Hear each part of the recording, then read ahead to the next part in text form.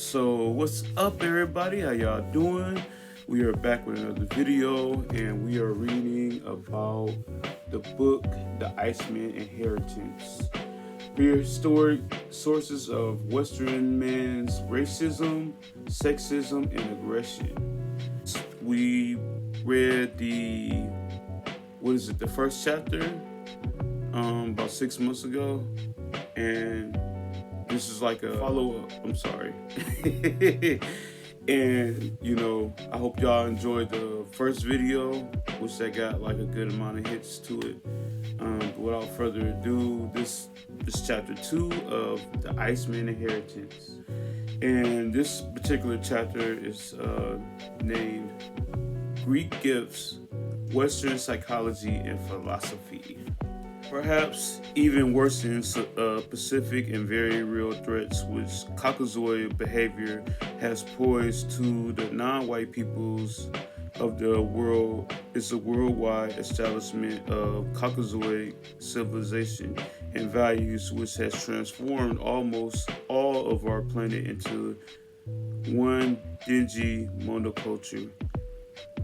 Bulgarian anthropologist Claude Levi-Strauss maintains that the Indians of the Americas died out because of cultural poisoning more than anything else, and trustees True Plix Levi-Strauss writes, in what used to be called Hispaniola, today Haiti and Santo Domingo, that's in quotation, the native population numbered about 100,000 in 1492, but had dropped to 200 about a century later, since people died of horror and disgust at European civilization, even more than of smallpox and physical ill treatment.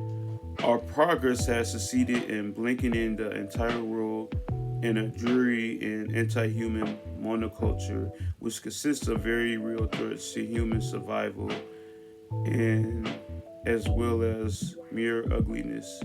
Again, Levi-Strauss writes, now that the Polynesian islands have been smothered in concrete and turned into aircraft carriers, solidly anchored in the southern seas, when the whole of Asia is beginning to look like a dingy suburb, when shanty towns are spreading across Africa, when civil and military aircraft like the primeval innocence of the American and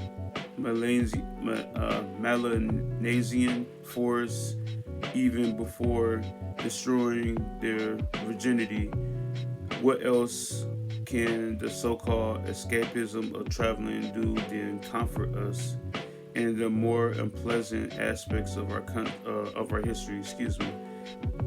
Our great Western civilization, which has created the marvels we now enjoy, has only succeeded in producing them at the cost of corresponding ills. The order and harmony of the Western world, its most famous achievement, in a laboratory in which structures of a complexity as yet unknown are being fashioned, demand the elimination of a mass noxious byproducts which now contaminate the globe.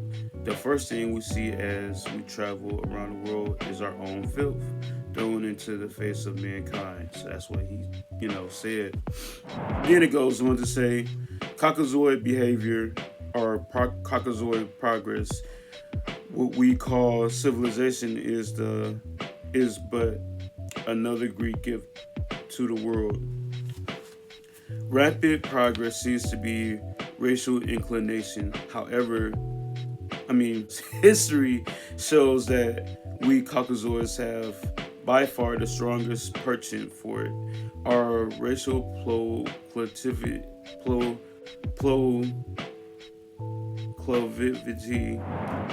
for progress is so strong that we tend to confuse it with what other men call civilization. A Western reporter once asked Gandhi what he thought of the Western civilization. I think it would be a great idea, replied Gandhi.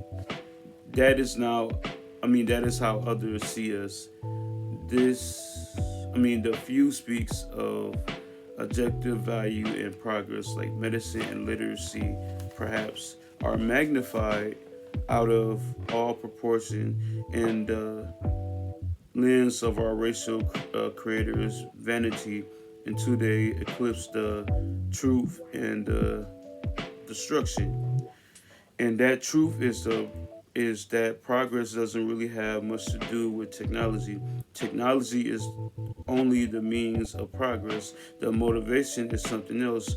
Progress, as we have institutionalized it as and as Caucasoids understand it, is a symptom of undisplaced aggression resulting from Caucasoid psychosexual maladaptation. The the maladaptation. We gonna say that, and I'll put it in the edit. That word happened long ago. In spite of its terrible and ever-escalating costs to our health and security, progress provides one absolutely invaluable commodity, one utterly priceless necessity: biological and psychological identity. Mankind as a whole wistfully longs for it, but the Caucasoid racial need for it borders on metabolic addiction. We will discover why. In heroic defense of our delusions, grains come thick and fast, jostling for focus. If the technical and tangible aspect of Western culture are to be dismissed as a bad bargain, what about Western philosophy? Freedom for the individual, democracy, the separation of church and state, individual dignity.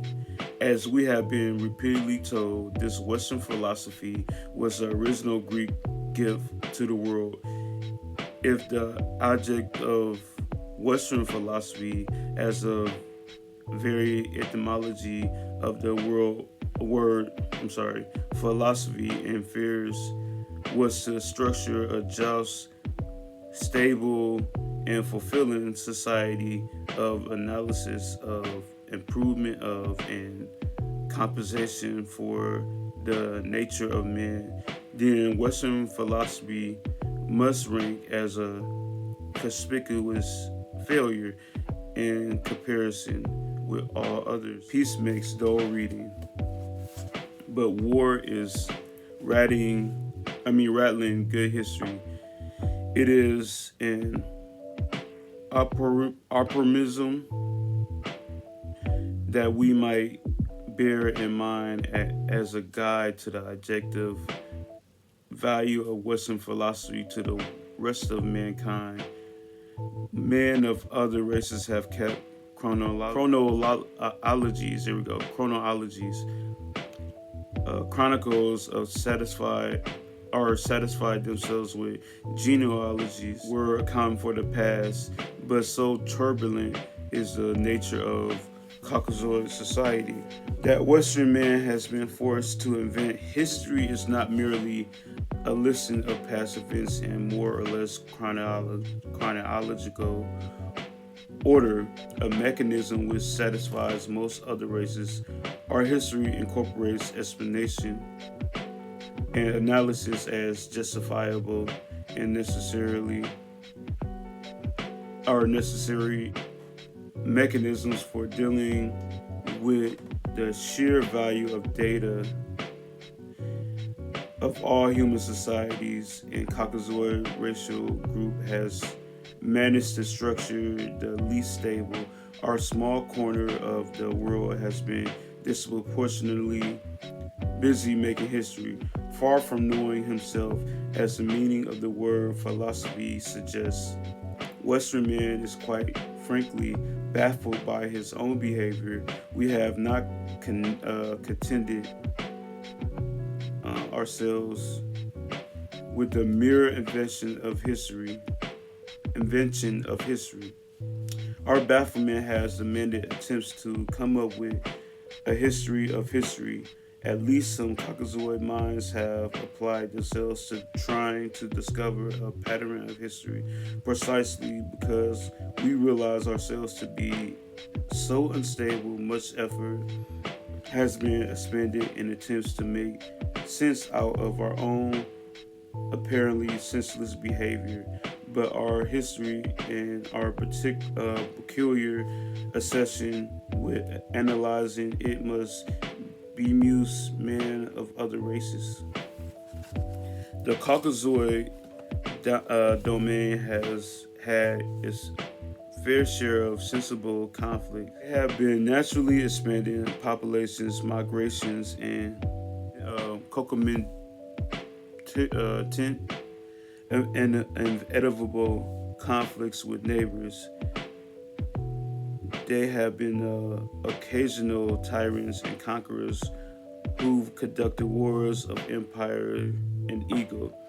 All of that is more or less normal human behavior exhibited among all races of mankind. Perhaps we've indulged in this normal kind of conflict a bit more than other races, but not much more. It is the spirit of abnormal violence that we Caucasoids excel among races. The Caucasoid domain has witnessed far more than its fair share of philosophical and religious conflict, waves of competing beliefs sweeping from the Urals to the Atlantic, from the Sahara to the Baltic, clashing in dens of merciless racial fratricide and leaving fossum of broken bodies and swirling eddies of blood testifying to the violence of Caucasoid intellectual paroisms. Intellectual violence is statistically rare among other races. Intellectual violence is typical of Caucasoids. Our wars of religion, our inquisition, our philosophical conflicts have no parallel among yellow, red, brown, or black men.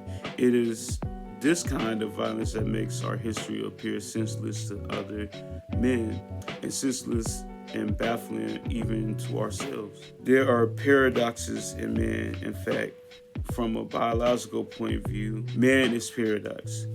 Men of other races have shown themselves capable of accepting the paradoxes of human existence. We Caucasoids possess a uniquely inadequate psychology in this regard. We are unable to accept paradoxes and inconsistencies. For us, they become conflicts.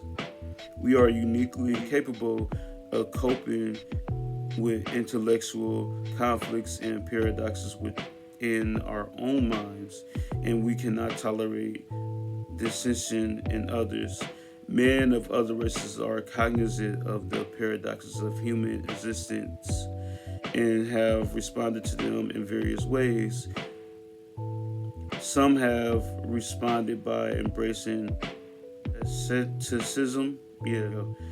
Some have preferred the Epicurean solution, but with few exceptions, among other non-Caucasoid societies, there has been an almost complete social consensus on the proper response to the human paradox.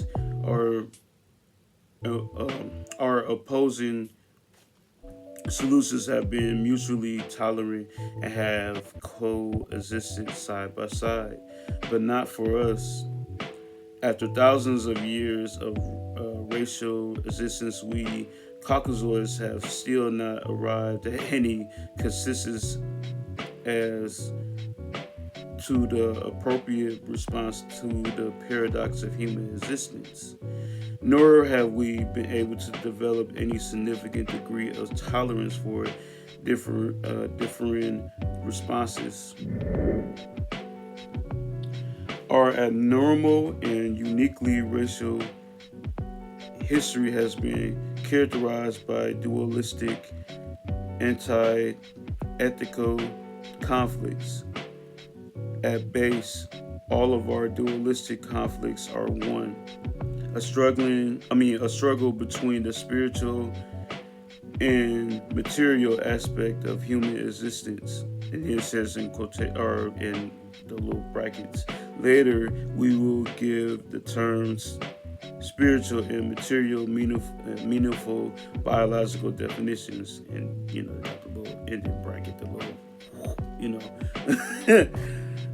the history of the West and the Caucasoids is merely this one struggle endlessly repeated under different guise and labels, different heraldry,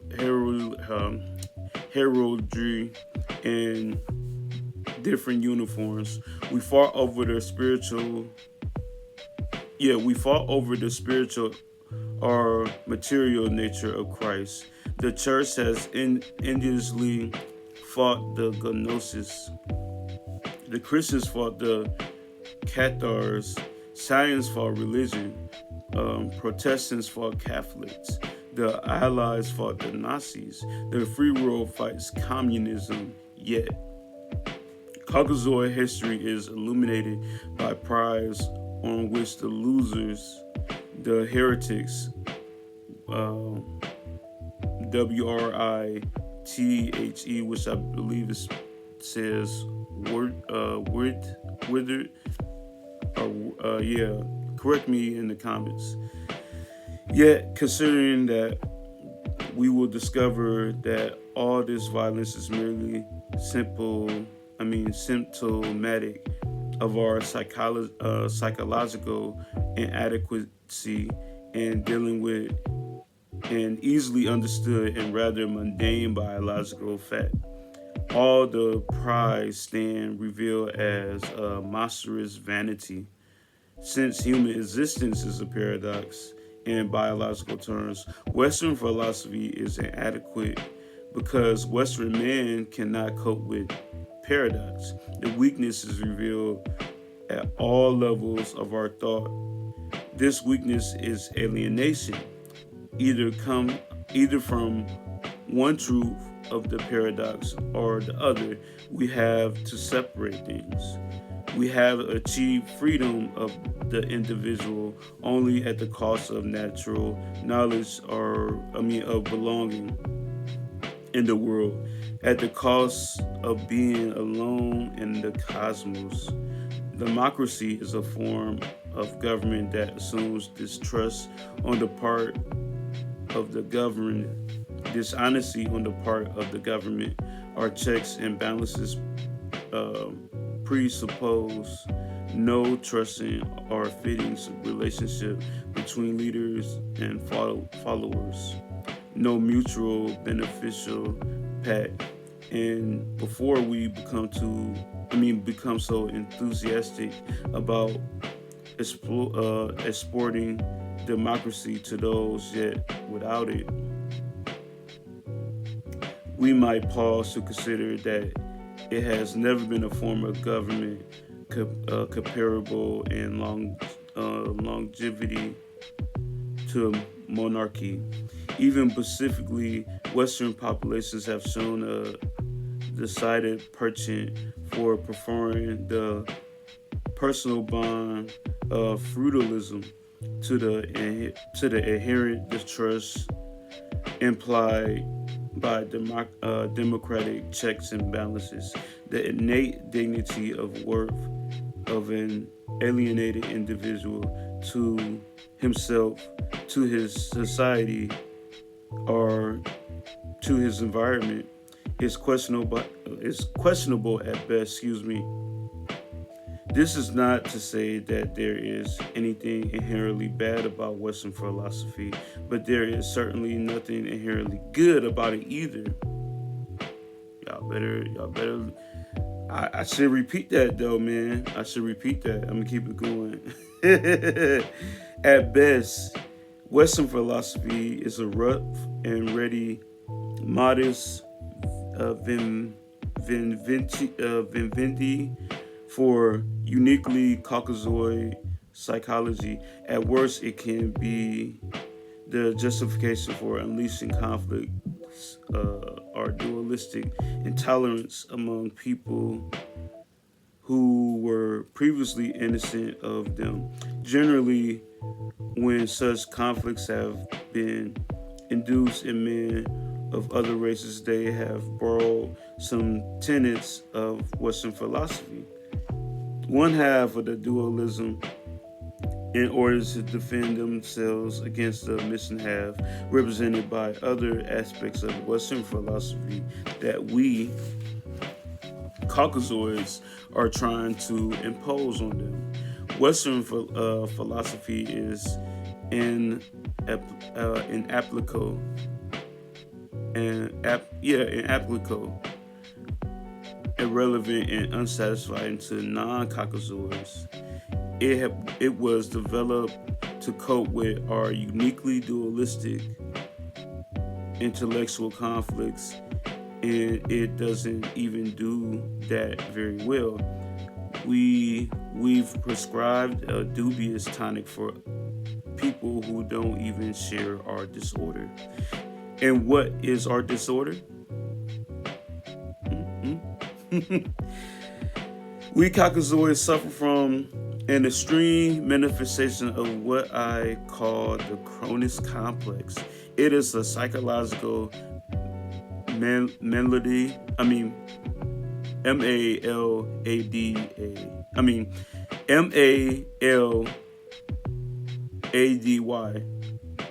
Melody.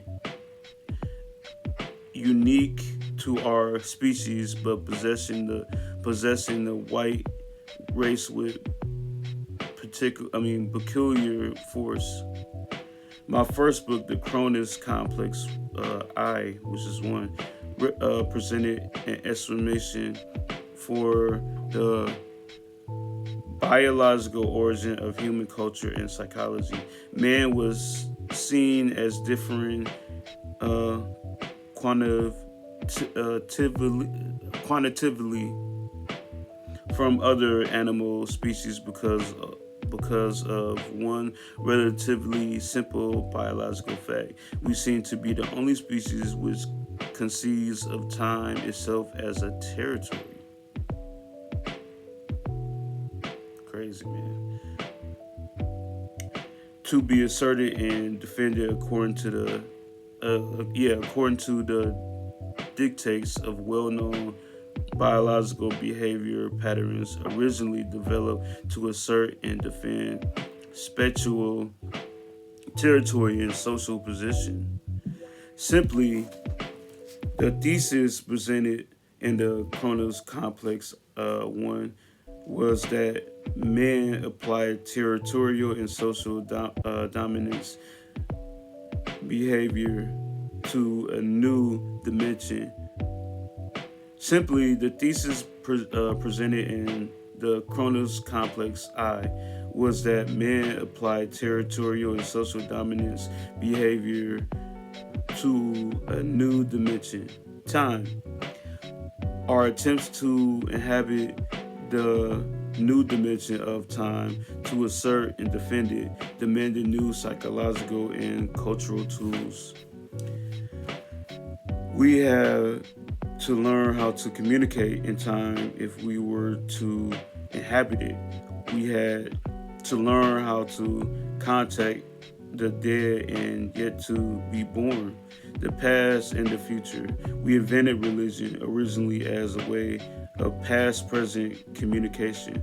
Somewhat later, we invented writing, which allow present-future communication. We invented tools to permit non-biological communication with the past and the future. We began to preserve people who showed special aptitude for forms of non-biological communication. Within the new dimension of our existence, we had claimed we preserve shamans, priests, writers, and artists. Our, our supernatural supernatural culture began when we conceive of time as a territory which could be inhabited, and when we began to develop non biological means of coping with this strange environment in which birth and death seem inseparable barriers to a mortal creature. At the moment of claiming time, we became man, as distinct from other animals. Unfortunately, there always is an unfortunately. You know what I'm saying? Having just recently been good animals and highly territorial ones at that, we brought with us into the new dimension means of asserting and defending our territory. It was an instinctual decision. We had, for long eons, as territorial primates, been accustomed to a certain and defended individual territory, social position, and group territory, the geographical feeding and breeding grounds of our clans. We may be excused, it was a new dimension and a strange one. We did not realize until much later that in the territory of our time, our only potential enemies were our own past and future, our parents and our offsprings. Our offspring. I just added the S. I can't help it. Not realizing that tragedy will result from temporal aggression, we set our pickets, against the past and future. Applied to the new territory of time, our instinctual aggression demanded that the uniqueness of each lifetime be protected from both the past and the future. Instinctual territory defense of identity demanded that the past be surpassed and the future be limited. We found that we could surpass the past and proclaim the unique identity of each successive lifetime with the invention of the concept or progress. It is immediately obvious that once conceived and in the absence of counterforce, progress becomes a geometric function. Progress is a geometric function. That's what it says. The first deliberate human burial, and therefore the first indication of temporal awareness that the living have some relationship to the dead, took place about 50,000 years ago. Probably a little longer than that, but just reading about it. It was a Neanderthal grave excavated at Lee, Missouri. It's French.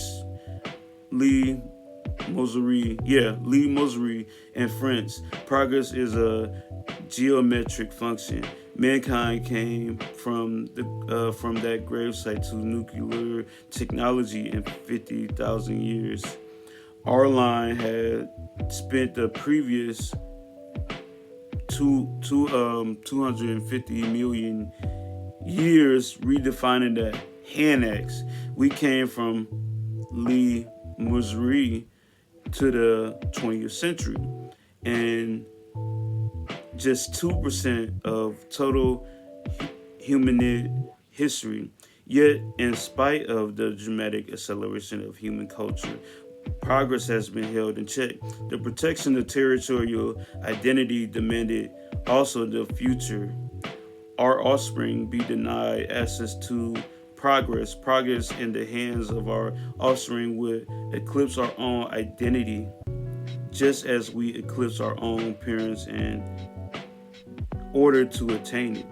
We invented various mechanisms to hold the future back, to limit our offspring's access to progress. This is what's going on right now. That last one I just read, that's what's going on right now, especially here in the West. That West is so outdated with stuff, and it attribute to. I wanted to say this before I keep on reading, but the West has attributed it to so much outdated stuff like that's in these third world countries or whatever, because everybody, everything that West has, the ideas, the philosophies, the building of buildings, they try to go into different other countries and disrupt their history, Africa, you know what I'm saying? But more than Africa, like you got India, you got some places in France or whatever. But y'all help me out here on that, because like I'm studied, but at the end of the day, like there's more I could be saying. But I'm just saying that from my own like thought process and what's going on right now.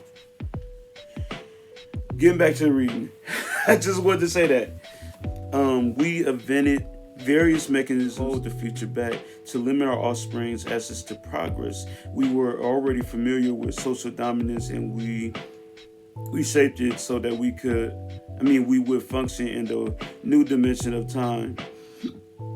Excuse me. We invented the chess system and inherited occupations so that the child would be merely a shadow of the parent, so that differences between generations would be minimalized. We were already familiar with warfare, territorial classes, with rival clans. We refashioned this relatively bloodless animal activity so that it would serve the interests of territorial identity in the new dimension of time. We found that we could limit our future with more brutal warfare than anything known in the animal world.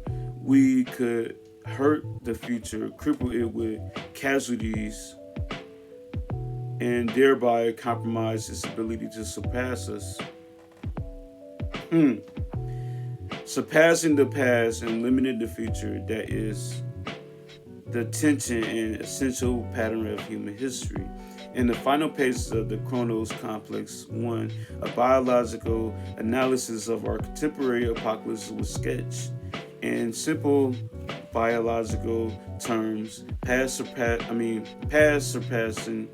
activities have been united with future limited ones. The merger represents a quantum jump and the power of the present.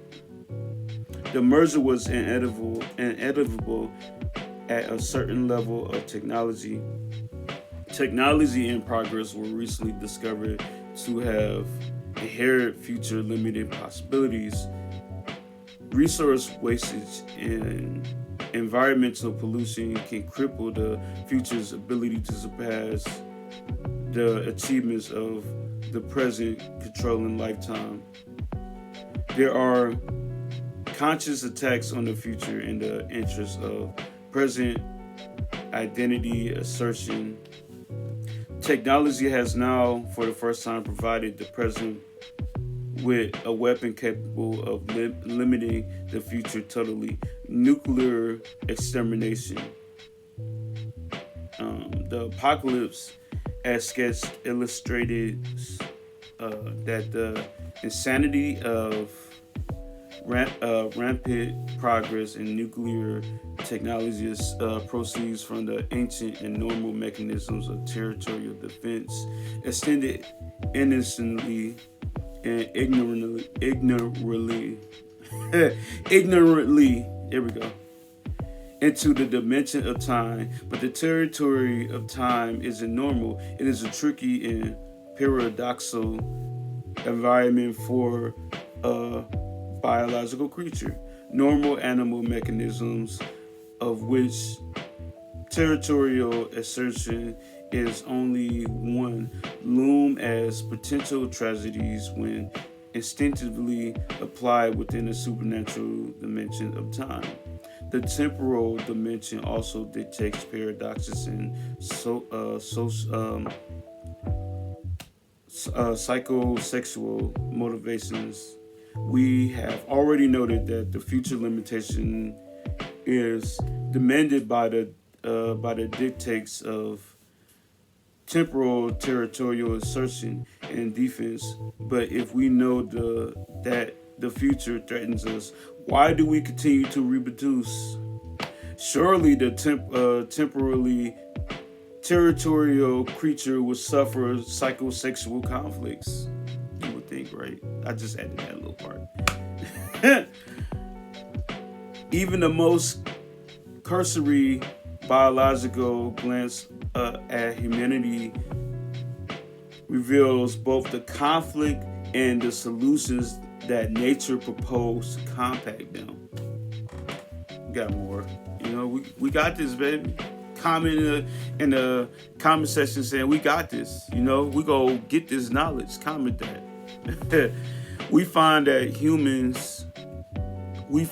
those humans who are most committed to temporal communication, those who have the most powerful longing to exist simultaneously in past, present, and future, are unable to reproduce at all. I'm sorry.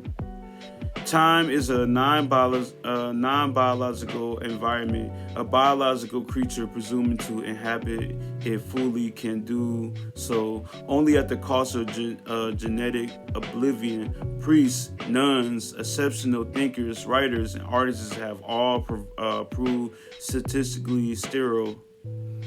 It is not quite a functional and physical sterility. Yeah, sterility. Celibacy is an intellectual decision. Even the average man is affected by psychosexual conflicts arising from the human possession of temporal territory. The average person experiences sexual approach avoidance. We suffer from sexual fears, uncertainties, and inadequacies apparently unknown in the animal world. We appreciate sexual stimulation, but we tend to shy away from reproduction. Nature has done its best to overcome our hesitation with an amazing number of similatory sexual adaptations. Nature tempts us to reproduce through the use of pleasure. Our similatory sexual adaptations are absolutely unique in terms of both quantity and quality. We naturally enjoy the stimulation, but we know the psychological implications of reproduction. Offspring are an identity threat. Our temporal identities are selfish. Therefore, we often voluntarily place ourselves in a position where we are exposed to sexual stimulation, but where intercourse is impossible. We watch striptease. We patronize pornography. This is all true. Look what the internet has done. Just through history. And I'll get on that on a later day. I'll talk about that. If there is guilt, and there is, it comes from the impossibility of serving two masters at once. Once conceiving of time as territory, we cease to be completely natural. Our sexual adaptations, my fault, y'all, and desires are an affront to the non biological environment of the mind by which we communicate in time. Somehow, once glimpsing the vast spectacle of eternity, our sexual equipment in the act of reproduction seems shameful and irrelevant. The temporal territory fully inhabited in all three tenses of past, present, and future is nothing more than the spiritual world, and spiritual is in quotations. At the same time, we are still very much a natural animal. We are also a biological species like any other. Those who turn away from the material world of day-to-day living also feel guilt.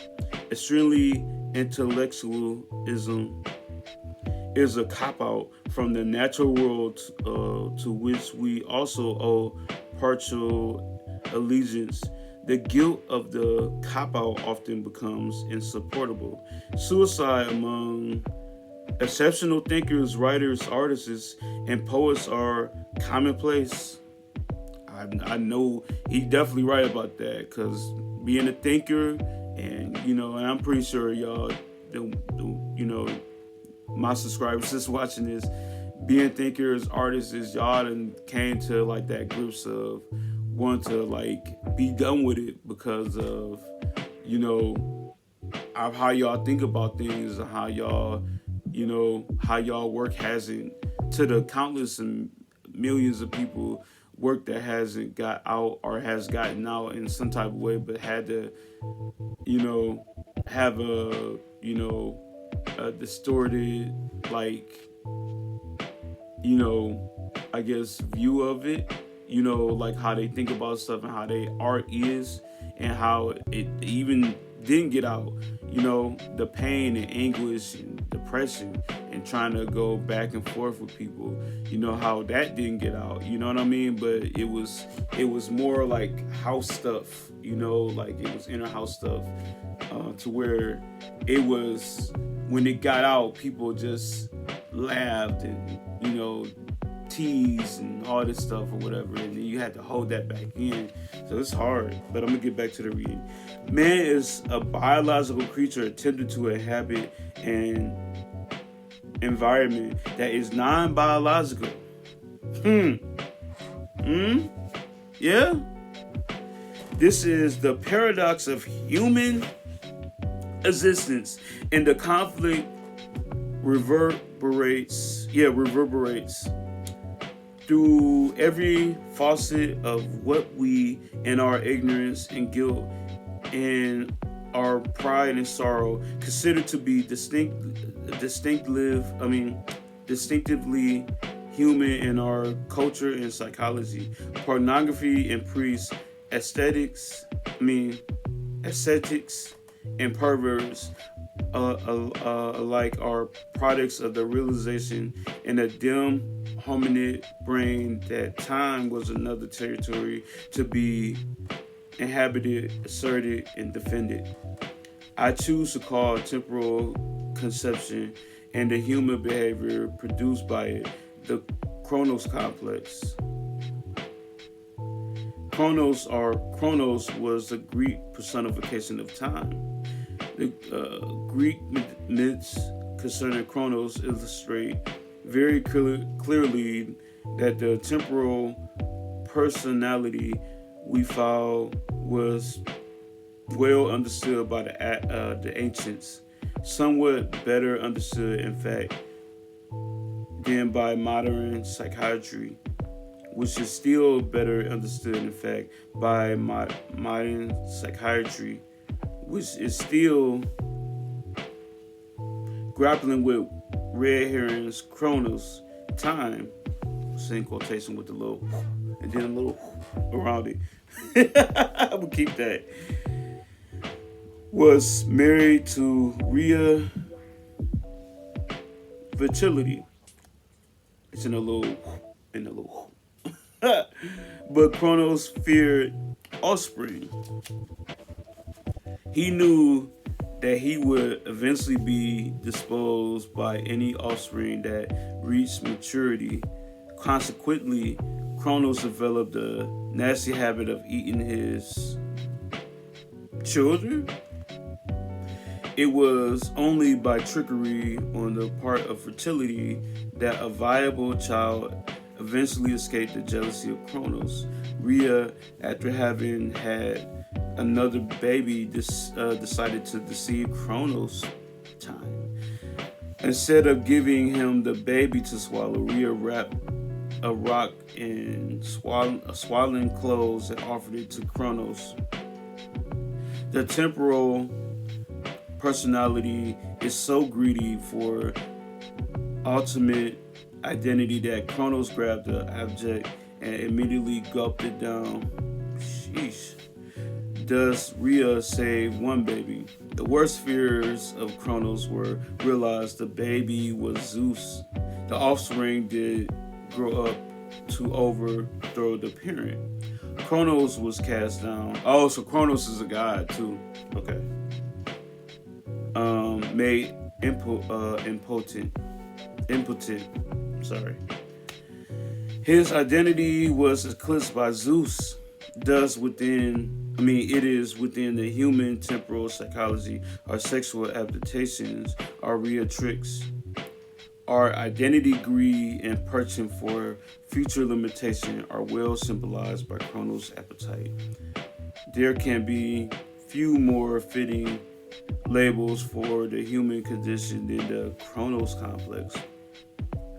I wrote the Kronos complex one in terms of man because it seemed obvious that all men shared a salient characteristics of the temporal personality profile, and that his possession is shared with no other species and therefore stands as a functional definition of man. On the other hand, it is equally obvious that the Kronos complex finds its most virulent expression in the psychology of but one kind of man, the Western man.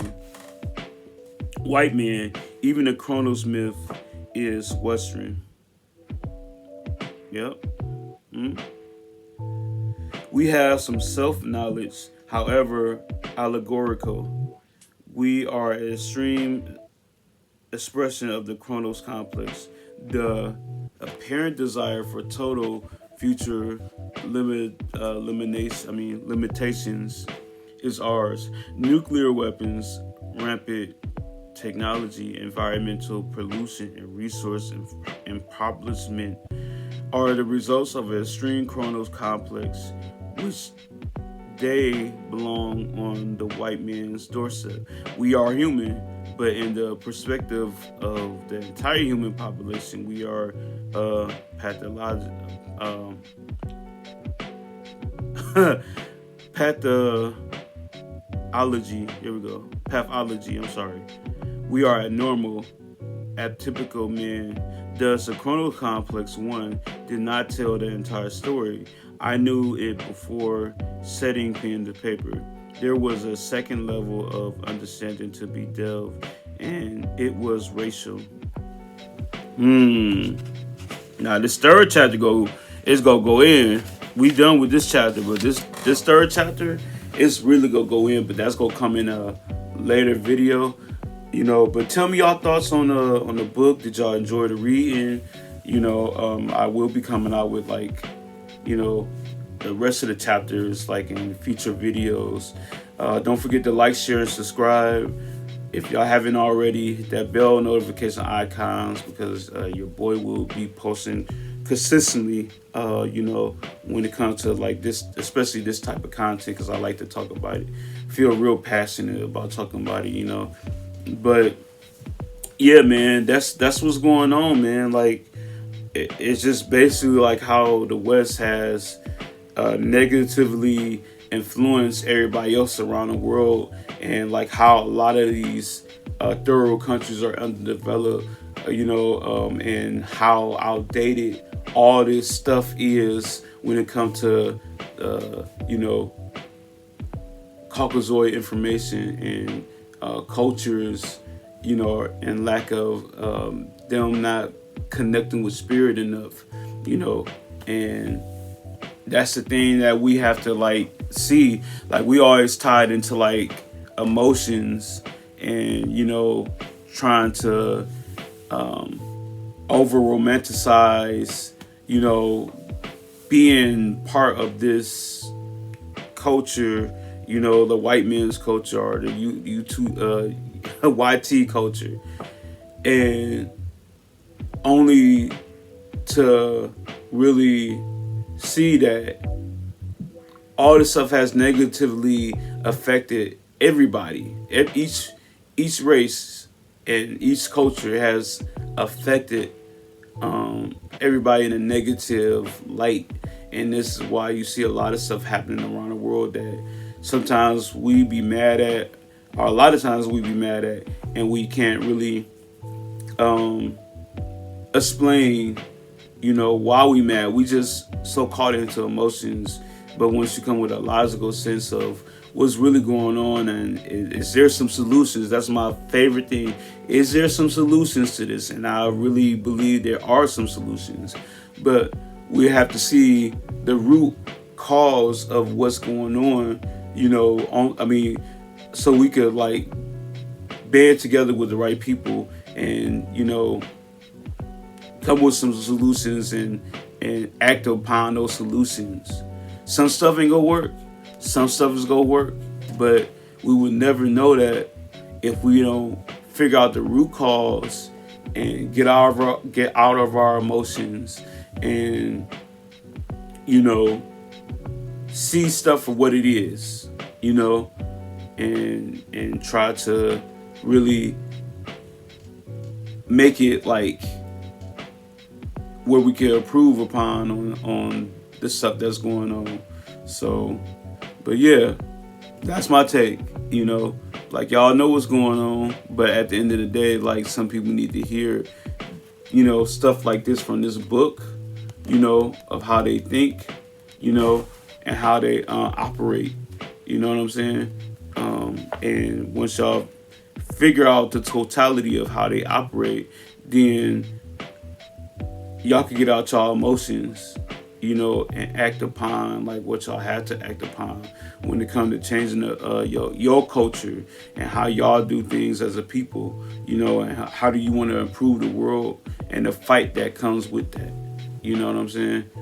And the sacrifice, So that's my take on it, y'all. Appreciate everybody for watching the video, and I'll see y'all in the next video. Not sure what I'm going to title this video, but we'll figure that out. But love y'all, take care, and peace and love to the world.